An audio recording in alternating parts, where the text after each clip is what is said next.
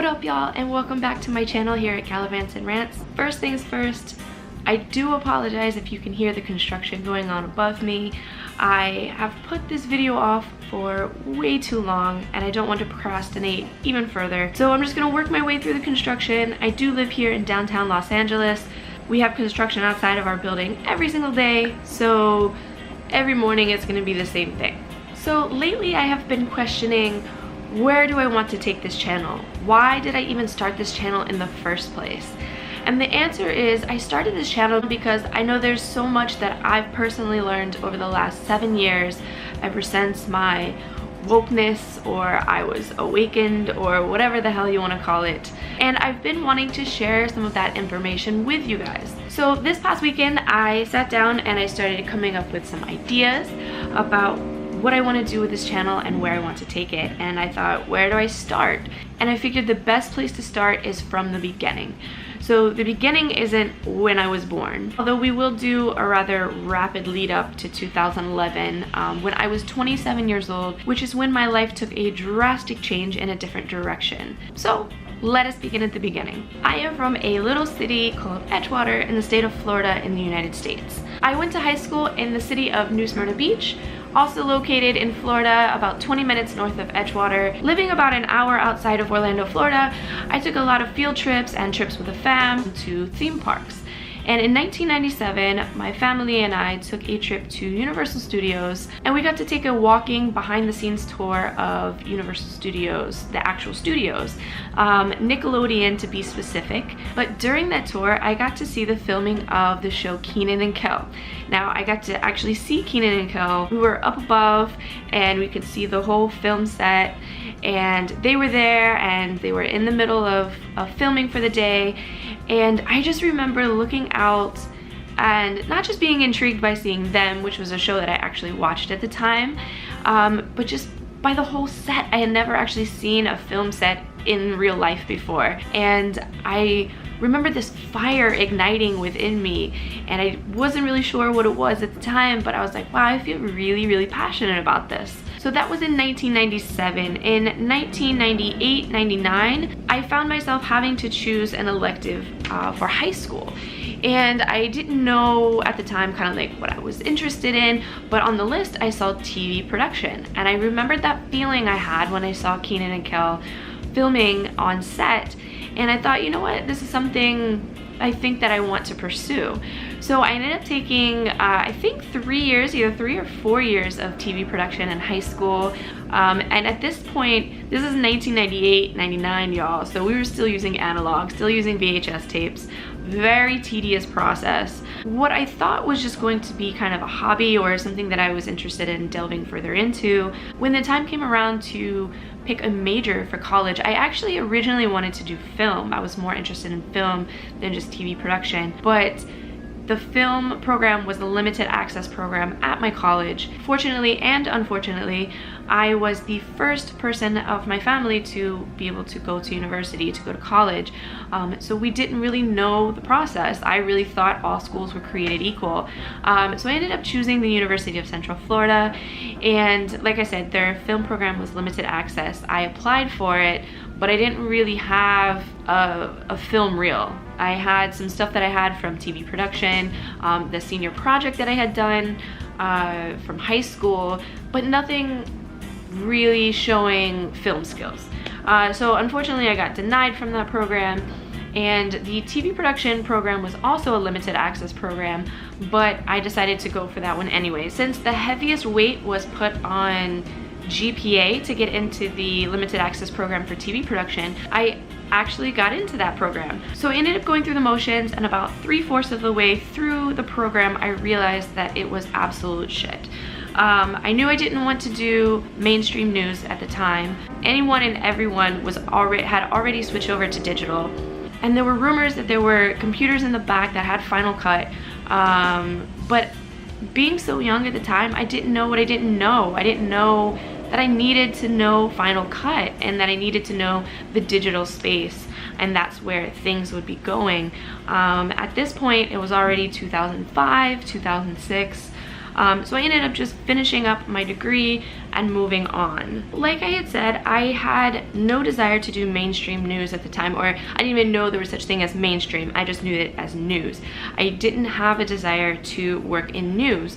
And that's basically what we had learned was kind of the layout of a newsroom.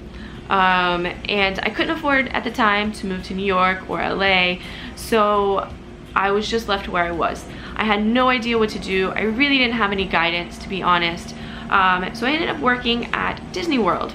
This was pivotal in the process of my life thus far, but it was shit. Like, I hated working there. It was an awful, awful place to work. I worked at the ESPN Sports Complex, which is the only reason that I was able to stay working with Disney for as long as I did, because we didn't have as many rules and regulations as they did at the parks. So one day, a bunch of us were out at the fields, and we happened to look up and somebody was like, oh, hey, that's Bob Iger over there, which is one of the CEOs of Disney at the time. So we got to meet him. He was very, very nice. And afterwards, I got to thinking, I said, you know, I wonder how much Bob Iger makes. I Googled how much Bob Iger made at the time. $19 million base pay. That's not in stocks, that's not in bonuses, that's not in perks that he gets for being the CEO of Disney World. That's just straight, that was his base salary, $19 million. And this was, I believe, 2008, 2009 sometime. Obviously, I was furious. I was making $8 and maybe 35 cents at the time, barely making about $15,000 per year. Now, if you can do math, and I'll link one of my videos up here from a couple years back, $15,000 is not enough to survive. I don't care what city you live in the United States, $15,000 is not enough to survive. I watched as my coworkers and I would eat things like ramen noodles and fast food. Our health was horrible. And I will say, one of the only good things about working for Disney is they actually had pretty good health care, but that's only if you were full-time. If you were part-time, but even working close to full-time hours, you did not have health care unless you were paying for it out of pocket. So I watched as we ate this just junk food. Our health got worse and worse. I was my heaviest when I worked at Disney. But when you make $15,000 a year, you don't really have much of a choice. You know, you get the food that you can afford, and it is what it is. You know, you're basically playing Russian roulette with your life because you have no other choice. You cannot afford healthy food. So this was a turning point for me. This was one of the first things that kind of, I don't know if I would say politicized me at the time, but it really got me intrigued in looking at income inequality and just the fact, like, we are the face of that company, you know? Jesus Christ, like, how do you sleep at night knowing that your employees, you know, are just struggling? And since I think they have upped the minimum wage at Disney to $10 an hour, but still, like, $10 an hour, that's nothing. That's not enough to survive on. So after that, our days at the sports complex were up and down. Some days were really busy. It was completely event-based. So one particular day, there was maybe one event going on or one sport being played, and there really wasn't a lot going on at sports complex. So one of my coworkers and I started playing a game just to pass the time of what musicians we thought had the sexiest swag. Say what you want to about the word swag, but it was in at the time. That was the thing. It was like swag, blah blah blah, whatever. I cannot remember for the life of me who I mentioned, but the person that my coworker mentioned ended up being a completely life-changing experience for me. She said Lupe Fiasco, and I was like, yeah, you know, I think I've heard that on the radio before, but I didn't really know much about him. So that night I vowed to go home and do some research on Lupe Fiasco, and that is exactly what I did. So one of the first things that I found on him, I think this was around February-ish of 2011. So one of the things that I found on him was the music video for Words I Never Said. Now, in this song, there are lyrics that say, 9/11 Building 7, did they really pull it? I was really intrigued by that. I was like, what about Building 7 on 9/11? I was 18 years old when 9/11 happened. I was a senior in high school. So, you know, I think a lot of the people I meet nowadays we're so young. Like my coworkers and I were just talking. One of them was in 4th grade. I think the other one was in 3rd grade when it happened. They really don't remember it, but I was old enough to really remember 9/11. And I remember, you know, seeing like the day. I remember the day it happened. I remember exactly where I was. I didn't remember hearing anything about Building 7. So I started doing a little bit more research.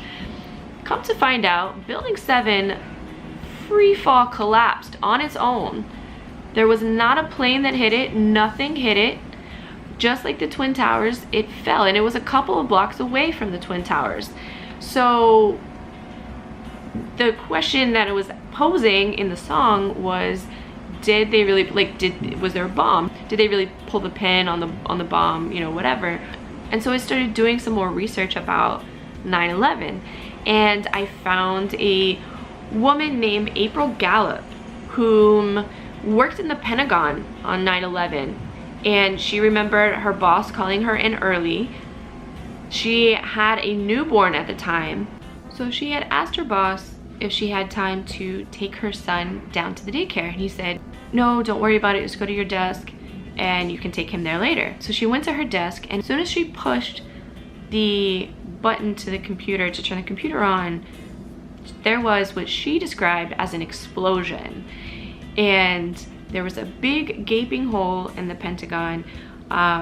Luckily she made it out alive, so did her son. She found her son in the rubble.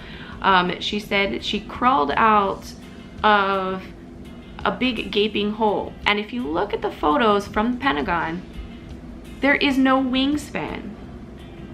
How did a plane just randomly hit the Pentagon? There's no photos, there's no video of it actually happening. This is the most surveilled building in the entire world, and there's no photos and no video of a plane actually hitting. There's the before and there's the after, but there's no wingspan.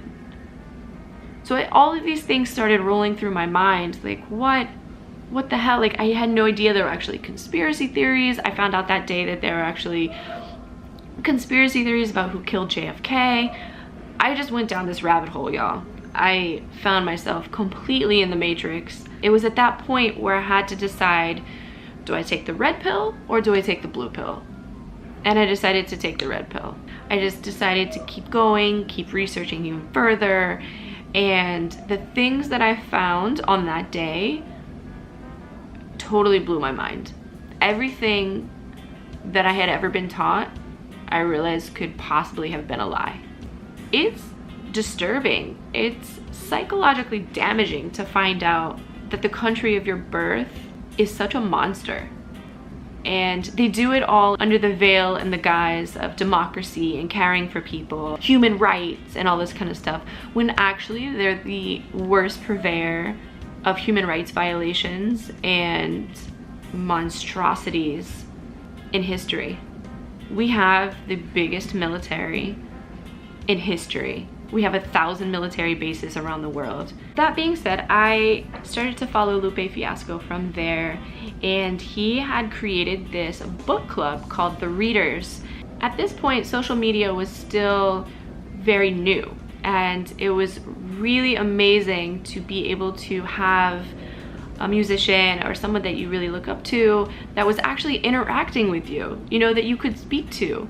We would read these books, and then one day out of the week we would come together and discuss this book, and it was just so amazing. I really enjoyed it. I met some really incredible people. Some I'm still friends with to this day. We've never actually met in person, and it was just really nice to be able to connect with one another. Lupe was actually really political at the time, and he several of his songs were what sparked it for me, what gave me the tools of not teaching me what to think, but teaching me how to think. Just giving me these little gems that kind of connected the dots. And I had to do the research, and I had to, you know, decide how far I wanted to go, which is what I crave and what I want to do for others. And that is a thin line, you know, telling them what to think versus how to think. And I don't think that I have come anywhere close to even really being where I want to be. I think I have a hard time in trying to tell people what to think, and what to do and how to act, instead of just giving them gems as well. So I'm hoping that with these videos, this is what I'll be doing. These are my experiences, you know, and I've been procrastinating for so long because I've been terrified. I've been terrified that because I've had a couple of videos where people are like, this is absolute shit, like whatever, you know, and it was my experience. So that negativity has followed me, and it has been a reason that I haven't been consistent. It's been a reason that I haven't done as many rants about things that I want to do, because who am I? You know, I keep asking myself, who am I? Like, I'm not a journalist, I'm not an expert by any means, but I want to share my thoughts. And you know what I do have is my experience, and so I can share my experience with you guys. Some people are gonna like it, some people are gonna hate it, and that's fine. And I don't need to be an expert on my own experience. Getting closer to the turning point of my life. I was tired of living in Florida. I had lived there my entire life, grew up there, went to high school there, moved to Orlando, went to university there, had lived in Orlando for almost 10 years, and I needed a change. Every day at work, I was on the computer online researching New York City. I had actually decided to live in my car. That's how much I wanted it, and I absolutely hate glorifying doing what you've got to do, because I think that's absolutely sickening under the system of capitalism, that people have to do what they've got to do to be able to make their dreams come true. I ended up getting lucky. My aunt got wind of it, and my aunt and uncle lived right around the corner from Disney, so she said, we've got a spare bedroom, you're not going to sleep in your car, just stay with us for as long as you need. So I ended up staying with them for a few months, thankfully rent-free. Shout out to you guys, you were so important in this journey, and I don't think I've thanked you enough. So thank you, Aunt Jen and Uncle Bill. I really, really appreciate this. Nothing after this would have happened if it weren't for you guys letting me stay with you and being so supportive in this journey, this crazy journey. So I saved up money. I found a place to sublet for 2 weeks from a woman who actually went to the University of Central Florida. And she told me later on that she actually picked me, we only had a Skype call, over somebody who was already in the city, which was just amazing. It just really like reiterated that these puzzle pieces were falling in place, and this was the journey that I was supposed to have. This was my destiny. And so I packed up some of my stuff and I moved to New York City. Y'all, I think I had about $700 after I had paid for the 2-week sublet. I think I had $700 to my name, give or take. I did not have a lot of money. Just went there like, I'm gonna make this happen. I have to make this happen. This is all I have, you know? And I thankfully did know that I had a huge support system back in Florida. Had it not worked out, I got there in August of 2011. 1 month later was the beginning of Occupy Wall Street on September 17th, 2011. I originally went down for 2 different reasons. One, it was rumored that Lupe Fiasco was actually going to be there because he was promoting it. He was the reason I found out about it. And I didn't move to New York for Occupy Wall Street. So I went down there for that reason. And also I wanted to take photographs. To be honest with you, I thought it was just gonna be a 1-day event, maybe 2 or 3 at the most. I had no idea, but I knew that whatever it was going to be historical, and I wanted to take some photographs. Turns out, Lupe Fiasco was there, and I got to meet him. This was the first time I got to meet him, and so kind. I didn't even introduce myself. I just kind of fangirled and was like, oh, hey, it's so nice to meet you, blah, blah, blah. I was wearing my Fiasco Street Team shirt that I had just gotten, and yeah, it was an amazing day. Amazing day. I can't believe it. About a month later, I think it was, I saw a tweet from him that talking about like how Occupy Wall Street looked with all of the tents up. So I knew, I was like, oh, I think he's here. So I was so sick. I was so sick, y'all. And I walked around the park the first time, and I was like, I didn't see him. And I was like, you know what? I'm gonna make one more lap just in case. On that second lap, I found him. He was all by himself, didn't bring anybody else with him. He had brought these books down for the Occupy Wall Street library called Expect Resistance. And he gave me a copy, and I still have the copy of that today. And he stood there and he talked to me for half an hour.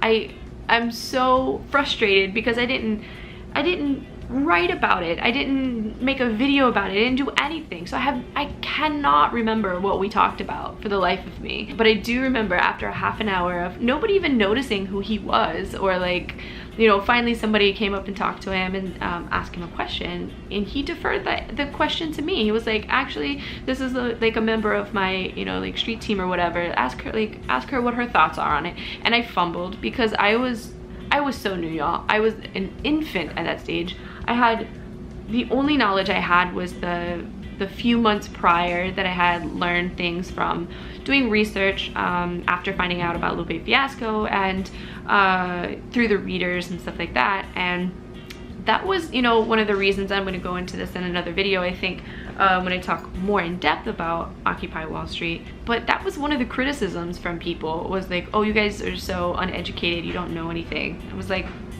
that, you know, in retrospect, I'm like, that's one of the reasons, the main reasons I was there, is to learn. And I recognized that I was so uneducated, even after a high school degree and 2 college degrees at that point in TV production and in photography.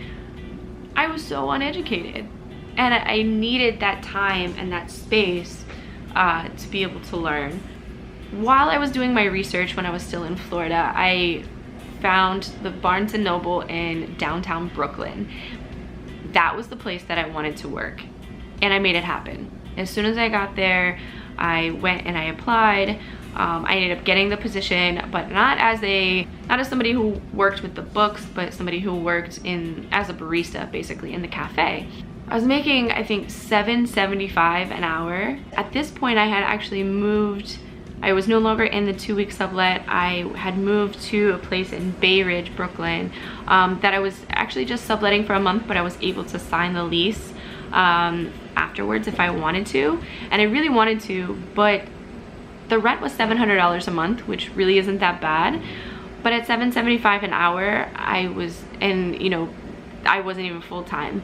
There was just no way that I could make it. So coupled with that, and then the day of the 600 arrests on the Brooklyn Bridge happened, and I was at work and I was seeing all of the tweets, and I was just fed up. Like, I wanted to be there. I had so much FOMO, like, it was insane. And so that day I actually put in my 2 weeks notice. I had only been there very briefly, but I was like, you know what, I can't do this anymore. At the end of the sublet in Brooklyn, I put all of my things in a storage facility, and I moved out to the park. When I moved out to the park, there still were not tents yet. So we were all, if I have the photos, I'll put them up right here, of my little area. I used to have to burrito myself into a tarp at night, especially the nights that it would rain. And then eventually, when tents started springing up, somebody gifted me with a tent. They were only there for a few days and then they were leaving, so they gave me their 1-person tent, and it was absolutely amazing, y'all. People have so much negativity to say about Occupy Wall Street and the Occupy movement, and nothing or no one is above critique, or constructive critique, I should say. But it was such an important and pivotal moment for me. It was my awakening, basically. It was my infancy and my birth into politics, into social justice issues, and I really, really appreciate it, and I will forever hold it in my heart. Alright, so like I said, moving forward, I want to be more consistent. So I am starting to have a set schedule. I am going to be uploading on Sundays and Thursdays. So Sunday is going to be kind of a Sunday fun day. That'll be my Gallivants portion when I do travel videos and things like that. And Thursday, then we're going to stick it to the fucking man and we're going to rant about a whole plethora of things. It's going to go live at 4 p.m. Pacific Standard Time, 7 p.m. Eastern Standard Time. Yeah, I'm excited about what this holds. I'm hoping to hold myself more accountable. Am I in focus? Yeah, maybe I am. I already have my video ideas planned out for the rest of the month of July. And then in August, we move to Belize for a little while. So that is the story of me receiving the keys to my awakening. Shout out to Lupe Fiasco. Thank you so much. I would not be here where I am today without you. Thank you for using your talents to spread awareness. Thank you for towing that line of not really telling us what to think, but how to think. Thank you so much for speaking truth. It means so much to me and so much to so many others. The gift of awareness and consciousness is invaluable. Even on the days when I think it's more of a curse than it is a blessing, once you wake up and once you see what's going on around you, you can't go back. There is no going back. We have to find a balance between fighting the injustices and learning about the truth, and also knowing how to smile, how to have fun in the midst of all of that. And it's still something that I'm learning and I'm continuing to learn. So until the next video, I leave you all with revolutionary love.